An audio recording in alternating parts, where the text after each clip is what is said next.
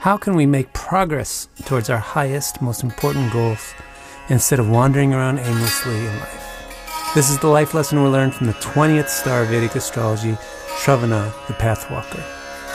In this series, Life Lessons of the Vedic Nakshatra, we'll discover how life really works by exploring the 27 constellations through the mystical Sanskrit words of the Vedic Nakshatra Sutra. So in this installment of Life Lessons from the Vedic Nakshatras, we're going to learn about Shravana Nakshatra, which is also called Shrona Nakshatra, and what does the sutra about this nakshatra teach us about life. So there I mentioned the word sutra. That's because we're deriving all the wisdom in this video series from something called the Nakshatra Sutra, something that we call the Nakshatra Sutra, which is 27 lines, one line per star, taken from a chapter of a book called Taittiriya Brahmana, which is a very ancient Vedic book. And so as always, I'd like to start our exploration of the sutra by listening to the actual Sanskrit put to musical form with these very musical instruments. So here it is, please enjoy. Vishnu Shona Chamana Purasat Panthavasta Vishnu Shona Chamana Purasat Panthavasta. So this sutra is unlike the other sutras because there's two parallel ways you can read it. The main way I'll translate this nakshatra for now, here in this video, is the limping walker needs a goal to walk the path. But just so you know, the same words can also be seen to mean the experienced perceiver needs to inquire to establish a path. So let's talk about the Sanskrit words in this sutra and why they have this double meaning. So there's four words that are really important that we need to know, particularly about this sutra. The first one is Vishnos. Vishnos means belonging to Vishnu, of Vishnu. Vishnu is a word which means the thing which permeates everything else because it's the essence of everything. That's what Vishnu means, the thing which is in everything because it is the essence of everything. And so the god named Vishnu has two roles in Vedic culture. Two ways you can see this god Vishnu. One way is simply as the god of locomotion. He's actually the god of feet, which are the sense for locomotion, moving around. And that makes sense because he's all pervasive. He's everywhere. The person who's everywhere knows how to get everywhere and can get there really fast. And so if you look at Vishnu that way, then you're going to get a reading of this sutra as the limping walker. The walker, the locomotor, needs to fix a goal to walk the path. But another role that Vishnu plays is not just the locomotive role, not just a physical sense of being everywhere, but what is the essence of everything? What is everywhere? What is the essence of everything that exists? That is consciousness. See, everything that exists is something that you can experience. So what is the essence of everything you can experience? The experiencer. The thing which experiences is the essence of all experiences, right? So everything that exists is an experience. Its basis is an experiencer. That's Vishnu, the consciousness. The consciousness is the perceiver, the experiencer. So Vishnu is the god of consciousness. So if you think of it that way, consciousness meaning perception, then the sutra means the experienced perceiver. The experienced experiencer needs to inquire to establish a path. The next important word in this sutra is Shrona. Now I know it's usually called Shravana. We're used to it these days being called Shravana, but the older name is Shrona, and I'll show you how they mean basically the same thing. So Shrona describes somebody who has done a lot of walking, literally speaking. The literal meaning of the word is somebody who's walked a lot. The word Shrona means someone who's walked a lot, and therefore it's used to mean somebody who's experienced. They're mature, right? That's the primary meaning of the word Shrona. Another meaning of the word Shrona, therefore, is somebody who's old. They've done a lot of walking. They've experienced a lot of things. They're matured. And so, therefore, Shrona also implies somebody who's kind of slow. The word doesn't mean, but the word is usually applied to describe somebody who's old, walks slow, walks with a limp, walks with a cane. So that's why I'm saying in the translation, the limping walker. That's the Shrona, and Vishnu is the locomotion. So Vishnu Shrona is the limping walker, the slow walker, the old walker. But if it's Vishnu as consciousness, then Shrona is like the experienced, the mature perceiver. Okay? Now the more common name for this nakshatra is Shravana. But Shravana means basically the same thing. Shravana is talking about somebody that's listened a lot, who's heard a lot, and who's therefore learned a lot. So Shrona means somebody who's very experienced, he's walked a lot. And Shrona means somebody who's very experienced, they've learned a lot. So it's the same basic meaning. The third word in the sutra that I want to go over for you is pritchamana. This is the parasa, this is the thing that the nakshatra needs. Prich means to ask a question, but it's not just any old question. It's a question about the future. It's a question about a goal. Right? So pritchamana means asking a question about where you're going, asking a question about what the goal is. So that's what the pathwalker needs. The pathwalker needs to know the goal, right? And that's also what the perceiver needs. The perceiver needs to know what to perceive. So it needs to ask questions about what should I go out and experience? I'm an experiencer, what should I experience? And finally, we get the word panta. And this is the avastat. This is the thing that will come out from the nakshatra. This is what the nakshatra can produce. Panta means a path. What path means a way that people walk, right? So it means an established way of moving, established way of going. That's why in Indian literature, panta is always used to refer to a tradition or a school of thought or a sect. A group of people who do things a certain way are called a panta. So there's your 4 important words from the sutra. Now let's put them together and summarize the meaning. So as I've been saying, we're going to look at this sutra in 2 ways. First, we'll look at it in the sense of Vishnu, meaning locomotion, going somewhere. Then the sutra is about the person who's struggling to go somewhere, Shrona, a person that's not moving so well. The reason why they're struggling is because they need more pritchamana. They need to ask more about their goal.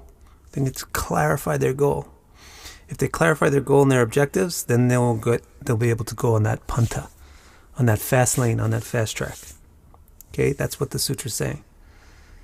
And then, if you read it with Vishnu meaning consciousness, not just locomotion, and it's a similar meaning but with a very interesting twist.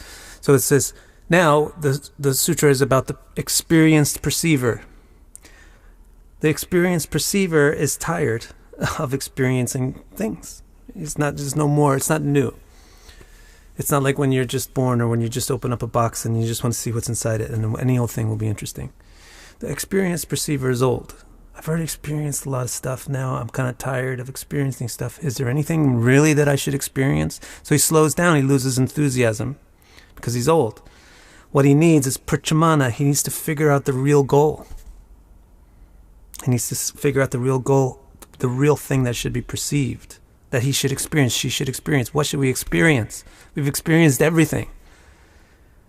And none of it has really done the trick. We still want to experience something else. So what's that thing that we're going to experience that's going to make us feel like, this is the thing that I want to experience. And even after we get it, we feel the same way. So that's what he has to ask questions about. That's what the experiencer has to ask questions about. Then, because they're an experienced perceiver, they will also set a trend. That's a verse in the Gita to this effect, yad acharti shreshtas. Whatever experienced people do, common people follow. That's how you establish panta, that's how you establish the path. So the experienced person should do something good. They should figure out pritchamana, they should figure out the real goal, because people are going to follow their path.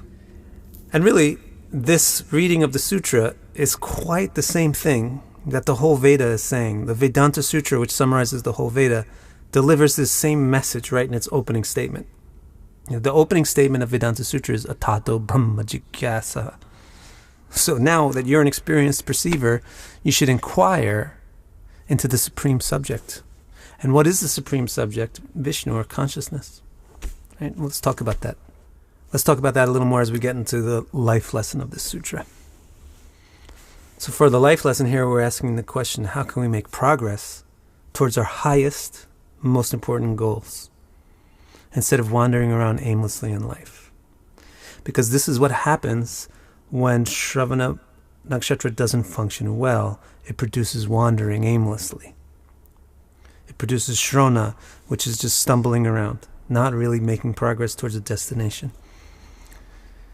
So how can we avoid that? Instead of wandering around aimlessly a little bit this way, a little bit that way, how can we actually make real progress, steady progress towards a real goal?